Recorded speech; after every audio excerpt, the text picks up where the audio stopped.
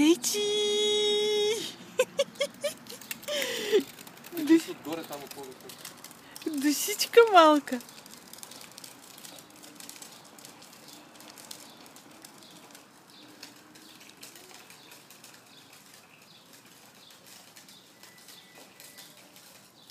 Тея! Тея! Тея! Тея!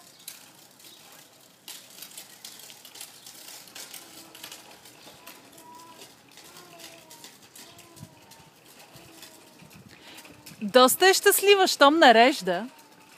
Харесва и да. Да. Тея! Тея! Вау! Качи се, искаш. Кажи чао-чао!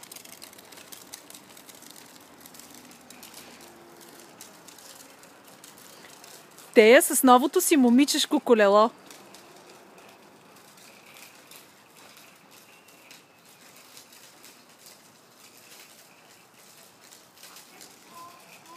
Тея! Тея! Тея! Тея! Тея!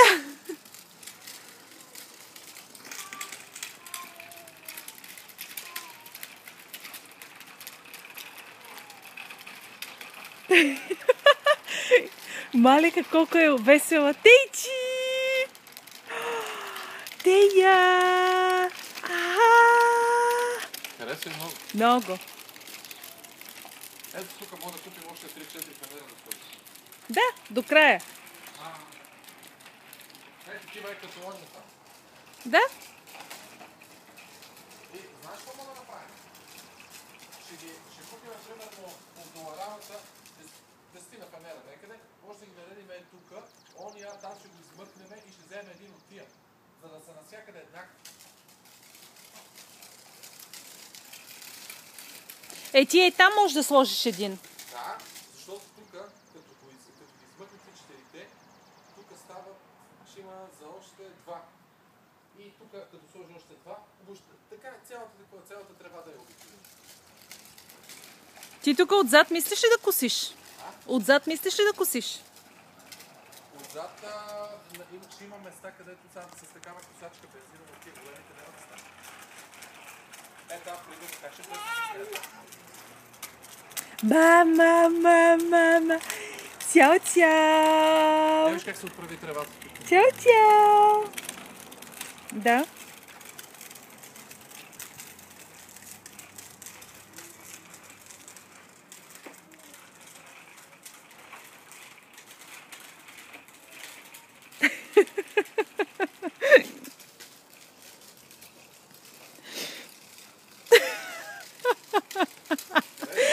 Много. Но краката са през цялото време свити. Не, просто мисли, че не знам защо не ги пуска. И нарежда нещо друго. Да. Чакай да те хвана, бе! Чакай да те хвана! Аз мисля да приключвам. Достатъчно ви наснимах.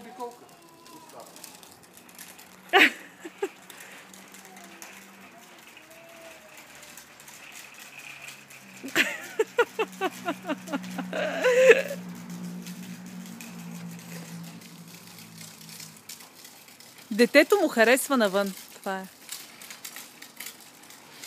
Тук ако оградиме след време басейна с такива големи пилони, да не може да има достъп до водата, спокойно може да пускаш и сама да покажеш. Да. Като се научи да кара. Ето го шофьора.